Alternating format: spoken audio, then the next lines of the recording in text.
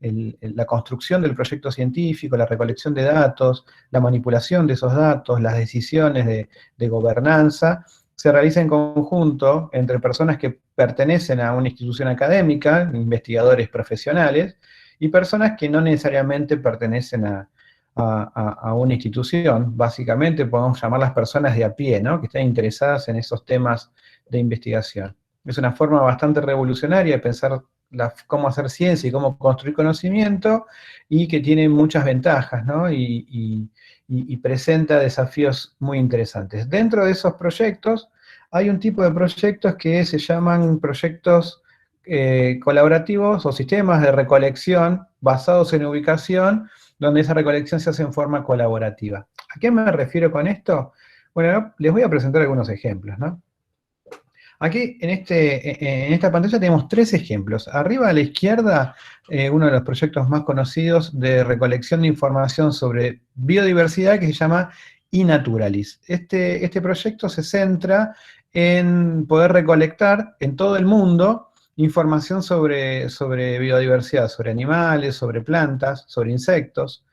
Y lo que propone es que a través de una aplicación web, cualquier persona que se la descarga, cada vez que ve algún bichito de estos, algún insecto, le saca una foto, el sistema lo ayuda a poder determinar a qué especie pertenece el insecto al que fotografió, y se envía, se recolecta esa foto y esa información para que se sepa que en ese lugar, a esa hora, se visibilizó tal especie del reino animal o del reino vegetal. Entonces eso lo que va haciendo es que un montón de personas participan en esta recolección sin tener que saber más que usar una aplicación móvil, y van haciendo un mapa colectivo sobre especies que hay en todo el planeta, ¿no? Entonces eso permite saber si hay algún lugar, hay avistaje de especies que hace un tiempo no estaban o que se pensaban extintas, o poder analizar procesos migratorios, bueno, una serie de cuestiones muy, pero muy interesantes. Otro proyecto que también está basado en la recolección colaborativa de puntos de interés es uno que se puede ver en la parte inferior de la pantalla de la izquierda, esto que es un mapa. Ese es un proyecto que se llama Foursquare. Es un proyecto que lo que busca es que las personas puedan agregar información y reseñas sobre lugares que visitan, ¿no? Bares, cafés, restaurantes, bibliotecas. Bueno, y cualquier cuestión, cualquier lugar que se puede visitar y se pueda reseñar, básicamente, que esté distribuido en el mapa. Y además lo que tiene es un proceso de modo de juego, que uno, a medida que va visitando en forma seguida un mismo lugar, va obteniendo premios que les da el mismo sistema. Ahí vemos, por ejemplo, es una foto de alguna información de Foursquare relacionada a Popayán, donde aparecen globitos sobre cuántas personas visitaron cada lugar y en los últimos tiempos. Por otro lado, otro ejemplo de estos proyectos colaborativos es este que está aquí, se llama APEAR. APEAR es un proyecto de ciencia ciudadana o ciencia participativa de Argentina, que lo que busca es poder recolectar información geoposicionada relacionada a el estado en el que se encuentran las costas de diferentes arroyos, lagunas, estuarios del mar. Las personas lo que hacen es que cuando se acercan a alguno de estos lugares, con la aplicación pueden sacar una foto y la aplicación le hace preguntas sobre si ve basura, si ve animales, si los animales están sueltos, si hay casas alrededor. Bueno, una serie de información útil para el proyecto, y que además, una vez que uno envía información, lo que le brinda este sistema de recolección es un semáforo para indicar cuán contaminado está ese lugar. Entonces, estos 3 ejemplos, básicamente, a medida que las personas van usando las aplicaciones, en el sistema queda registrado que tal usuario, en tal día y hora, en cierta latitud y cierta longitud, recolectó información sobre algo particular. En uno sobre biodiversidad, en el otro reseñas sobre lugares para ir a visitar, y en el último sobre lagunas, estuarios, ríos, ¿no? Esos son lo que tienen en común. Ahora, ¿qué desafíos presentan estos sistemas colaborativos? Y uno de los desafíos más importantes es que las personas sigan recolectando información, recolecten cada vez más información. Algunos desafíos pueden ser, bueno, que puedan recolectar información de algún lugar en especial, porque tal vez se necesita información o hay poca información sobre ese lugar.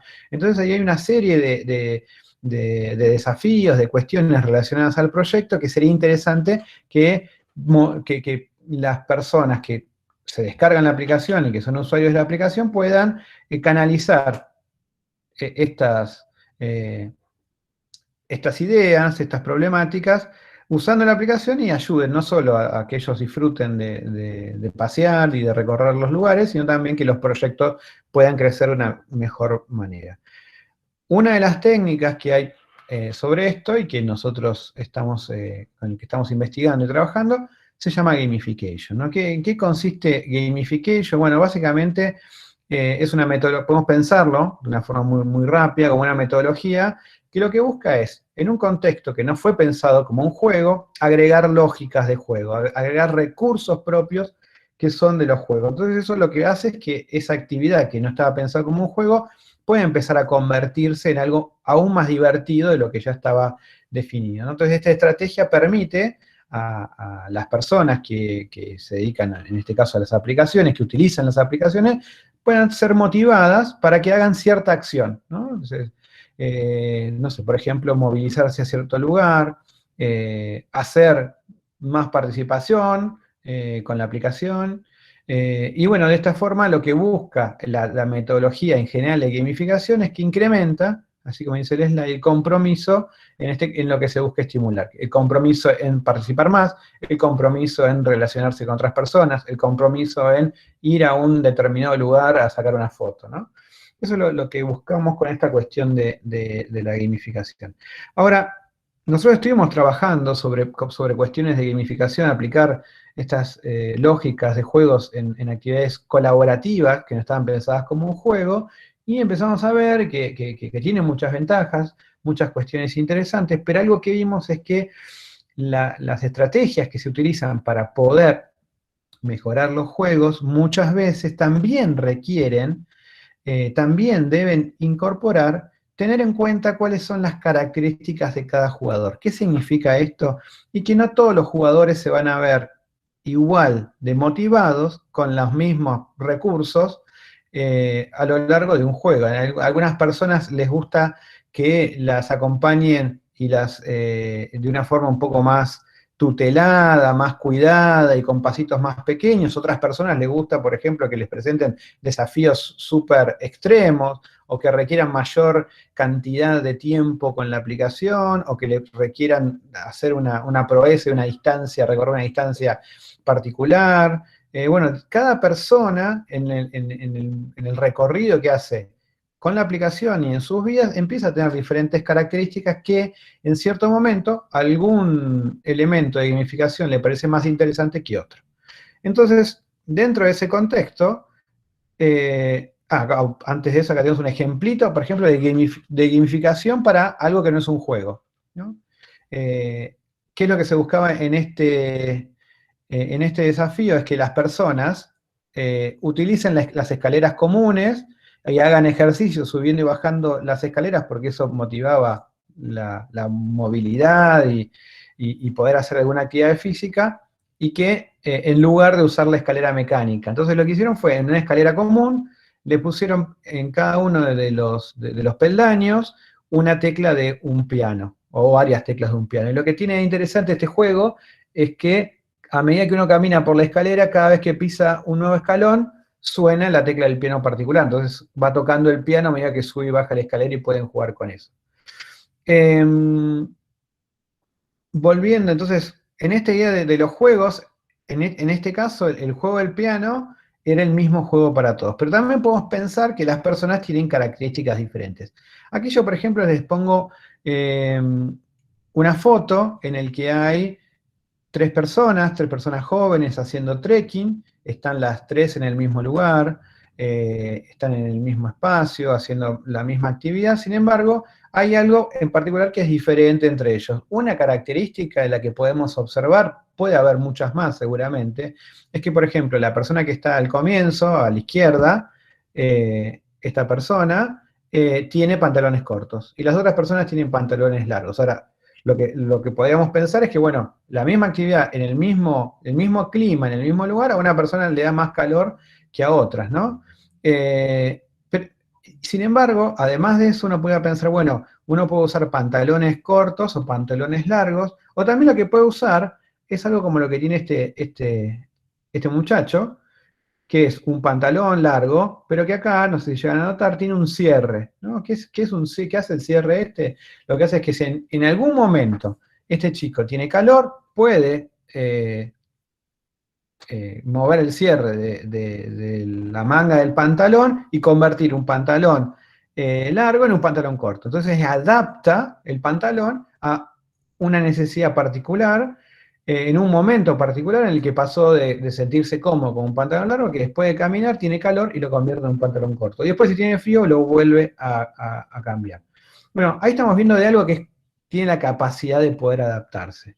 En la idea de gamification, de los juegos, lo que consideramos es como adaptación a el ajuste que va teniendo continuamente el juego basado en las acciones que van teniendo los usuarios y la forma en que desempeñan esos usuarios a medida que van interactuando con el juego. Es decir, que de alguna forma dinámica y cómo van interactuando las personas con el juego, se va detectando a ver cómo va cambiando ese comportamiento, esas actitudes, y el juego en sí se va adaptando para proponerles a personas cosas que puedan ser más interesantes de acuerdo a las vivencias y la experiencia con el juego de esa persona. Tiene una noción de dinamismo. Por otro lado, esto lo podemos diferenciar de lo que puede ser la personalización como una forma de adaptar el juego, pero de una forma estática. En un momento particular. Por ejemplo, al principio del juego se determinan cuáles son las preferencias que tiene un jugador y el juego se acomoda a eso en ese momento. Y después, a lo largo del juego, a medida que el jugador va haciendo diferentes cuestiones, ese comportamiento regular y dinámico se puede ir ajustando el juego en función de eso, y ahí es donde aparece la adaptación. Entonces la adaptación es dinámica en relación con la personalización.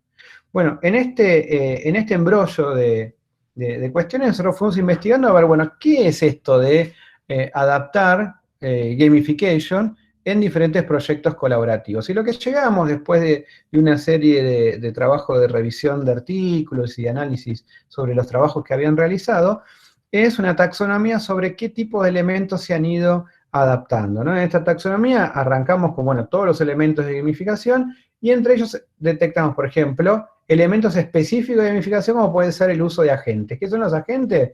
Son personajes que aparecen en los juegos, que no son parte en sí del juego, pero que ayudan de alguna manera o colaboran con los jugadores para que puedan desarrollarse en el juego. Entonces a veces estos agentes, si se dan cuenta, por ejemplo, que el jugador en una especie de mapa se encuentra perdido y que va en una dirección opuesta a la que debería ir, en ese momento, cuando se dan cuenta que va en otra dirección, lo ayudan para que dé vuelta del lugar y no se pierda en el juego. ¿Por qué? Porque una persona se pierde en el juego y nunca puede encontrar los desafíos, termina aburriéndose y deja el juego.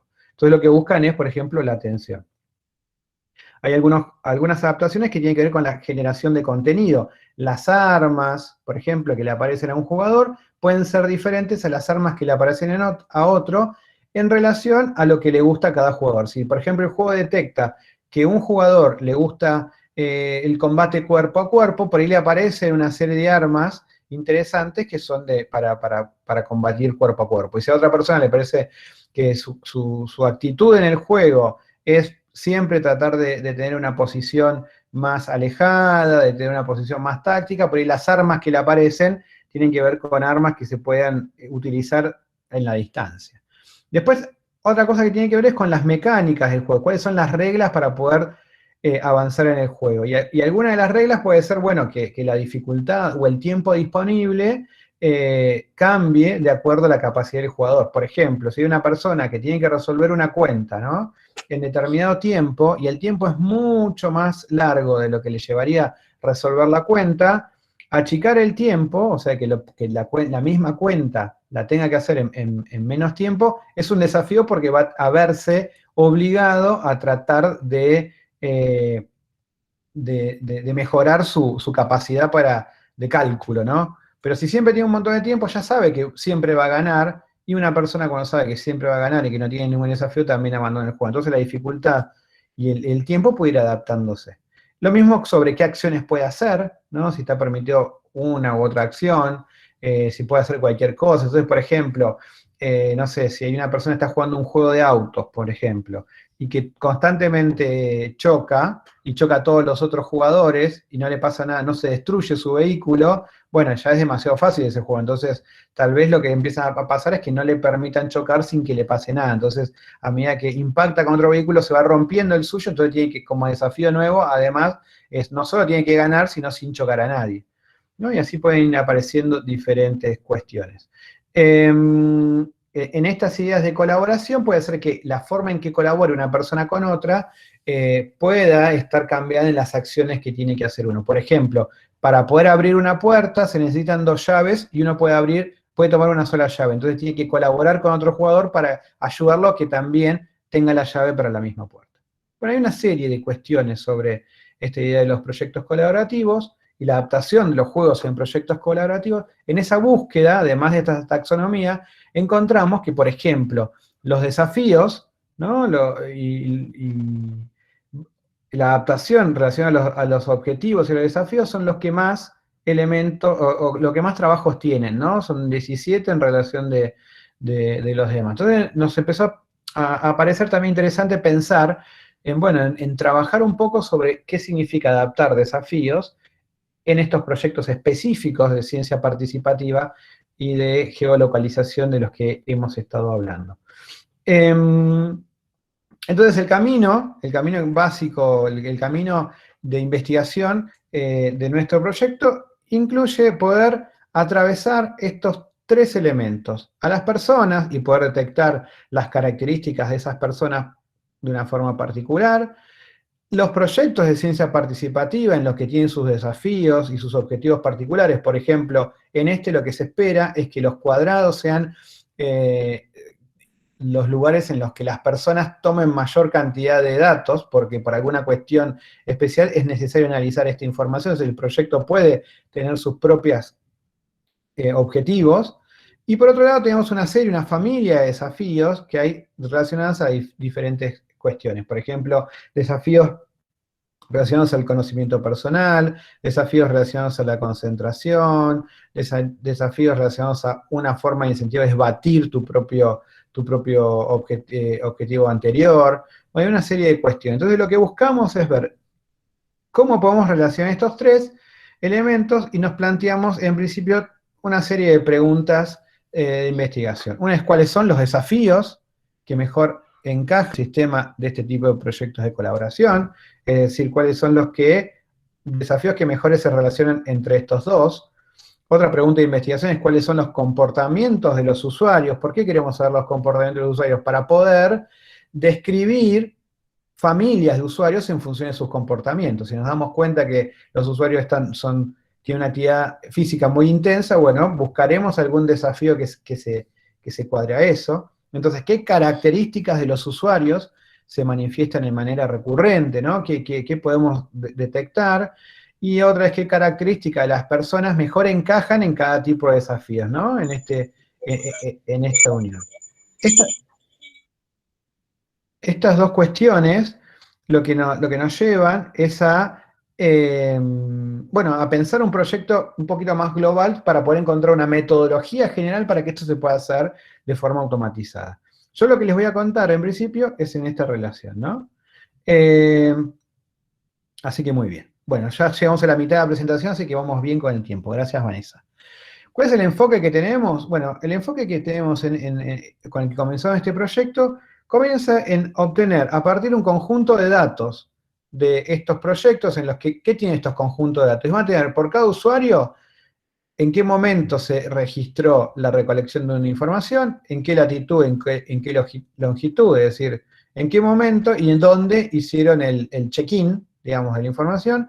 Y lo que hicimos por cada de estos usuarios fue dividir el año en ventanas, en pedacitos, ¿no? Lo llamamos frame.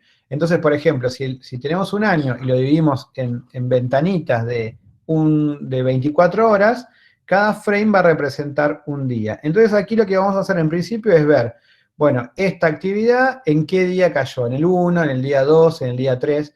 Y así para cada usuario, ¿no? Cada usuario va a tener sus diferentes check-ins. Y nosotros lo que hacemos es agregarle una referencia sobre en qué momento del año, en qué frame, en qué cajita de la división del año entra. Una vez que tenemos esto, lo que hacemos es una especie de actividad de agregación. En esta primera etapa nosotros nos centramos en los desafíos que tienen que ver con la movilidad.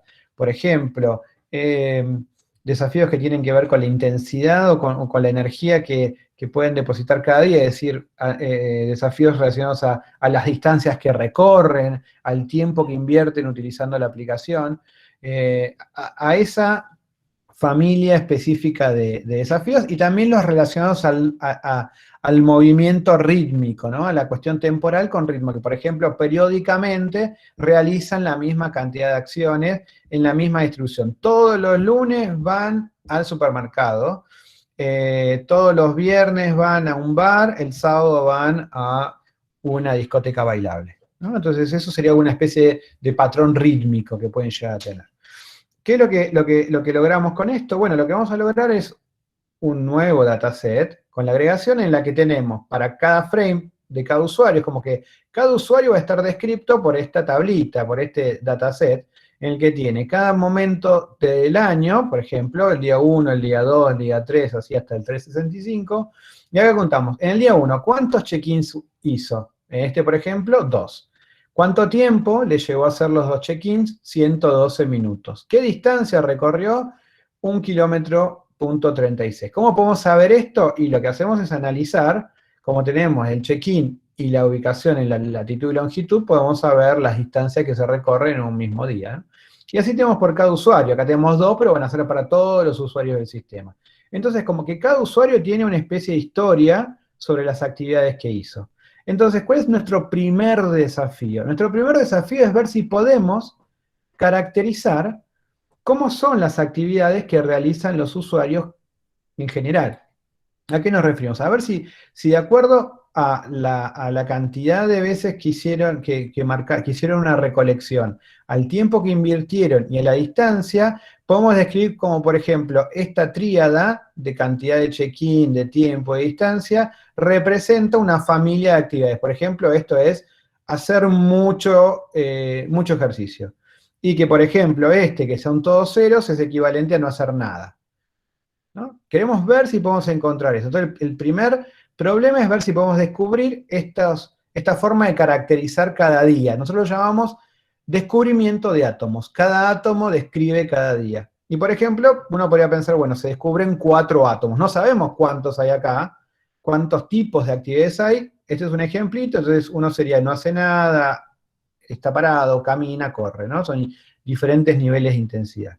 Una vez que descubrimos esto, lo que hacemos es modificar y que ahora en lugar del frame le sumamos qué átomo representa todo esto. Entonces este dibujito representa a estas 3 variables, básicamente.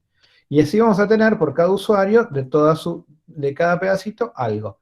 ¿Qué es lo que nos va a permitir esto? Tener un perfil de cada usuario. De cada usuario vamos a tener por todo el año algo que nosotros llamamos User Traveling Behavior, comportamiento de viaje o de movimiento de los usuarios. Y sería como si fuera su descripción de ADN, pero de cómo se comportaron, cómo se movieron durante el año cada una de estas personas. Entonces va a haber un elemento por en este caso, cada día de año.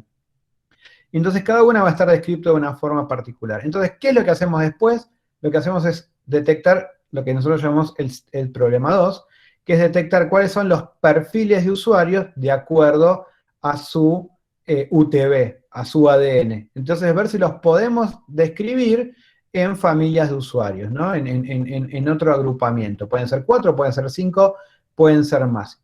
Entonces, ¿para qué hacemos esto? Para que esta descripción de usuarios nos acerque un poco más para ver si sabemos que tenemos grupos de usuarios que, por ejemplo, están caracterizados porque corren mucho, le podemos presentar challenges que pueden ser interesantes para personas que les gusta correr mucho, en lugar de challenges que son más interesantes para personas que les gusta dormir, ¿no? Esa es la idea. Bueno, para hacer esto lo que arrancamos fue análisis de datos, ¿no? Entonces arrancamos como con un dataset de Foursquare, particularmente tomamos este, que es un dataset abierto, que tiene 227.428 registros entre 2002 y 2013, y cada registro lo que tiene es el momento en que se hizo, el timestamp, en qué latitud y longitud, quién lo hizo, el ID del usuario, en qué lugar hizo eso, ¿no? En la identificación, por ejemplo, la identificación que puede ser de un mall, de un supermercado, de un bar, y la categoría a la que pertenece ese ID, ¿no? Entonces, un texto que nos dice en el lugar 35, ¿qué categoría es? Supermercado. En el 48, ¿qué categoría es? Iglesia, ¿no? Y a partir de eso lo que hicimos fue agregar lo que yo les conté, ¿no? Ventanas temporales y los cálculos de la distancia, recorrido y todo eso. Queríamos saber de lo que nos da ese dataset, poder describirlos en términos de cuántos se movieron y cuántos check-ins hicieron. En función del primer análisis, lo que tuvimos fue, primero, un desafío que fue que no todas las personas participan activamente todos los días utilizando la aplicación. Entonces había muchas personas que muchos días no habían usado para nada la aplicación. ¿Qué fue lo que hicimos nosotros? Representamos los días en los que no había actividad con un átomo de no actividad, ¿no? Eso lo que hizo es, lógicamente, es que la cantidad de elementos que va a haber representando los días que no hay actividad es gigante, ¿no? Porque acá pusimos todos los momentos en los que las personas no usan la aplicación. Teniendo en cuenta esto, tratamos de dividirlo en clústeres. Y eso es el análisis que tuvimos. Básicamente, el análisis lo que demuestra es que no hay clústeres formados en forma aislada, no hay clústeres naturales. La división que se hizo de los clústeres es una división temporal, pero fíjense que están todos los colorcitos y los puntitos todos pegados. No es que hay un grupo de puntos por un lado, otro puntito por otro.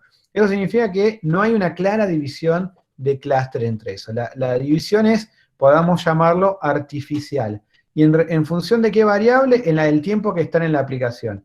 Por ejemplo, si está un poquito tiempo en la aplicación, es el clúster rojo, que es actividad baja. Básicamente están todos los que no tienen actividad, más los que tienen poquita actividad. Después, el otro que sigue es de actividad que están un poquito más tiempo. Después los que invirtieron más tiempo medio y los que invirtieron tiempo alto. Y de acuerdo a cómo están estos, determinamos los casos. Fíjense la diferencia que hay entre no hay datos y no hicieron nada con los otros. Es mucho más poquito de los que hay datos, ¿no? Esto genera un sesgo en el análisis. Pero bueno, empezamos a ver qué podíamos obtener con esto. Una vez que con la información anterior creamos el ADN, eso que representa el año de las personas, lo que buscamos es ver cómo comparar a los ADNs entre personas, digamos, actividad, para ver si encontramos puntos en común. Y lo que encontramos fue, en principio, esta cantidad de clústeres, 8 clústeres que agrupan personas que más o menos el ADN es parecido, podemos decirlo. En lugar de ADN son los UTBs. En principio hay 2 clústeres que son los que más elementos tienen, que son el clúster 1 y el clúster 3, que tienen básicamente entre los dos casi 400.000 casos. Ahora, ¿qué representan esos casos, esos clústeres? Y básicamente, como podemos ver en la figura muestra una línea roja que sería la media de actividad de todas las personas que están acá, el promedio. Estos dos, justamente la actividad está bien por debajo, casi no hay actividad. Bueno, justamente coinciden el clúster 1 y el clúster 2 con eso que yo les mostré, que agregamos un montón de información como que no hacían nada cuando no había datos. Bueno, este avance en este problema nos llevó a otro paso, que es, bueno, vamos a tener que diferenciar cuando tienen poca actividad de cuando no hay actividad.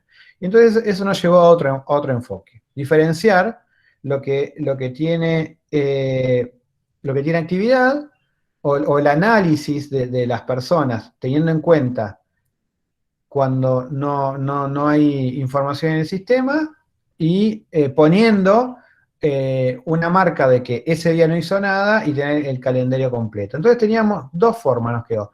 Una forma es donde tenemos los UTBs sin información de los días en los que no interactuaron con el sistema. ¿Qué significa esto? Que los UTBs de las personas van a ser de diferente longitud y van a ser más cortitos que todo el año, porque solo van a registrar los momentos que tuvieron actividad. ¿Qué significa esto? Si yo, por ejemplo, solo tuve actividad el 1 de enero y el 2 de enero, mi UTB va a ser de 2 elementos. Si yo tuve actividad todos los días del año, mi UTB va a ser de longitud de 365 días. Bueno, las personas, evidentemente lo que nos permitió ver acá es cuál es la fidelidad de los usuarios. ¿Qué significa? Cuanto más verde hay desde la izquierda hacia la derecha, cuanto más llega a la derecha a la línea verde, significa que hubo actividad más larga de eso, ¿no? Entonces, por ejemplo, lo que podemos ver es que en este clúster representa a los usuarios que tuvieron actividad continua de mucho más días en secuencia. Acá casi 250 días estuvieron teniendo actividades. En este caso, por ejemplo, tuvieron actividad menos de 100 días, ¿no? Entonces podemos ver cómo funciona la fidelidad. El clúster que más elementos tuvo fue el clúster 1. Y esto más o menos representa cuál es la media o la moda en realidad de los usuarios de Foursquare en esa época. Tiene una actividad intensa al principio y después están más tranquilos, periodo de no actividad, vuelvo a algo de actividad y después no hacen mucho más nada. Entonces esto nos permitió determinar esas cosas. Otro de los elementos que podemos ver acá es que en el clúster 6, que es este, tenemos como lo que llamamos nosotros usuarios explosivos, que instalan la aplicación, hacen uso un poco y después no la usan nunca más. Pueden ser que la pueden estar probando o algo por el estilo. Por otro lado, tenemos las series en las que los ADN de los usuarios incluyen días que no hicieron nada. Entonces lo que significa básicamente es que si la actividad que está por aquí debajo indica que ese día no hicieron nada, que pusimos la marca de no hacer nada. ¿Qué descubrimos acá? Y por ejemplo descubrimos que hay un grupo de usuarios que nosotros los llamamos usuarios aburridos pero leales, que serían estos, en los que durante todo el año hay algo de actividad pero no muy intensa, ¿no? Después tenemos otros usuarios, el clúster 5, que es el que tenemos por aquí, que no hay tantos, pero fíjense que hay una actividad intensa al principio.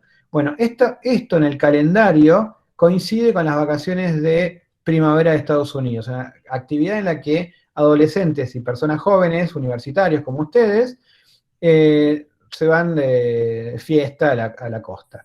Y en este momento hay mucha actividad. Entonces lo calificamos como usuarios que están en las vacaciones, porque después no hacen más actividad que durante ese periodo. Y después otra actividad que vimos son los del clúster 6, que son usuarios que están conectados, no hacen mucha actividad, pero se mantienen constantes durante todo el año. Los llamamos usuarios mirones, digamos. Lurking es como que mira, pero no participa. Entonces ahí empezamos a ver que puede haber cierta caracterización teniendo en cuenta las actividades y también los tiempos, representando en forma diferenciada los tiempos que no hay actividad con algún elemento y por otro lado también las series crudas. Bueno, ya a modo de conclusiones, en principio lo primero que nos dimos cuenta es que solo estas tres variables que estamos tomando para poder realizar el análisis no son suficientes. Hay que sumar, aunque sean analizando movimiento de las personas, hay que sumar otras características para poder describir en forma más fuerte estos clústeres, ¿no? Algunas cosas que podrían pensarse es, bueno, podemos tener otras cuestiones semánticas más interesantes para tener mejores perfiles. Por ejemplo, conocer a dónde es que fueron, con quiénes se agruparon, con qué personas se relacionan, ¿no? Y la otra cuestión es que también es interesante es poder describir la interacción en relación al tiempo, ¿no? De cada persona poder tener una idea sobre cómo fue subiendo o bajando la intensidad y la relación de las interacciones con la aplicación. A modo de conclusiones, aunque son pasitos pequeños, la metodología es consistente y nos permite ir sumando nuevas características para ir analizándolas con mayor complejidad.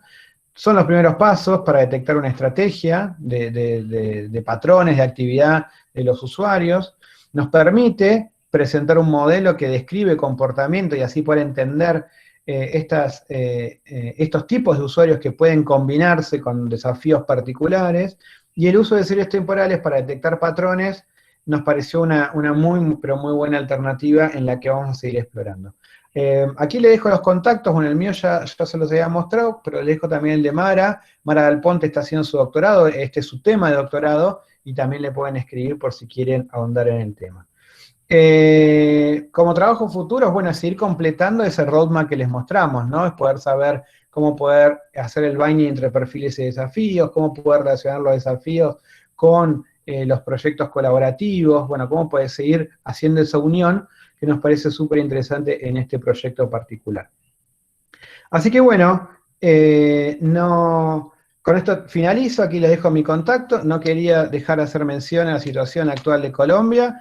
Desde Argentina les enviamos, o les envío mis mayores deseos de que la situación mejore y se resuelva y se dejan de cometer injusticias de las que están sufriendo. Así que bueno, muchísimas gracias y no sé cómo sigue la presentación, pero si quieren estoy dispuesto a brindarles respuestas a sus preguntas. Muchísimas gracias, Diego, por tu presentación. Un tema bastante interesante y bueno, vamos a dar el espacio a los participantes de la sesión. Si tienen alguna pregunta en particular, por ahí está levantando la mano Juan José. Entonces, Juan José, porfa.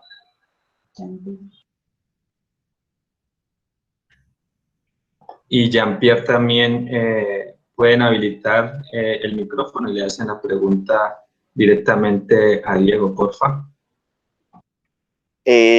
Buenas tardes. Pues yo quería hacer una pequeña pregunta.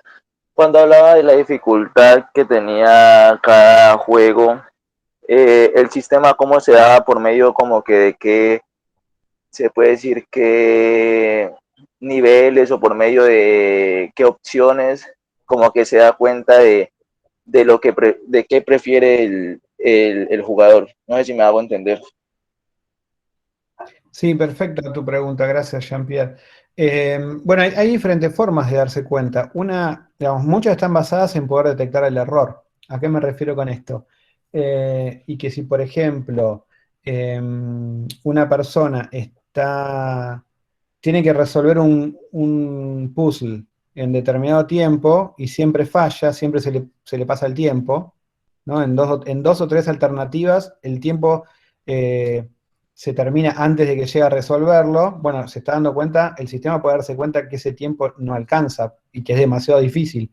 Entonces, en ese caso, le baja el nivel, o sea, le da más tiempo para que pueda resolverlo. Eso es una de las cuestiones, dependiendo siempre las características las características que tienen que ver con la mecánica y con los elementos, pero muchas están basadas en poder detectar el momento del error. Entonces cuantifican los errores, y si esos errores sobrepasan un nivel básico, significa que con esa persona ese nivel no es tan apto para esa persona, entonces lo moverán, o lo mueven a un nivel en el que haya menos desafíos, o si es un único nivel, le adecúan la cantidad, por ejemplo, de obstáculos que aparecen, o cosas por el estilo.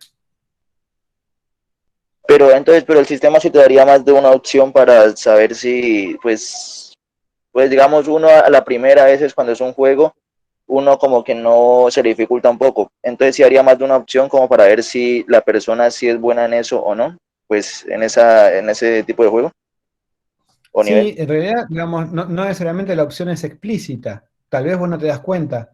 Mientras vas jugando, el juego cambia sin que vos te des cuenta. No, te doy un ejemplo. Ah, Un caso típico era el Mario Kart. No sé si ustedes han conocido el Mario Kart, creo que siguió con el tiempo. La cuestión del Mario Kart era que si hay una cuestión de adaptabilidad en la dificultad, es que si el primero, el auto que va en la carrera primero está a mucha distancia del segundo, lo que hace es que en determinado momento hace que el segundo vaya un poquito más rápido para que sea más competitivo. Entonces, si vos sos el segundo y estás a mucha distancia, ya perdiste.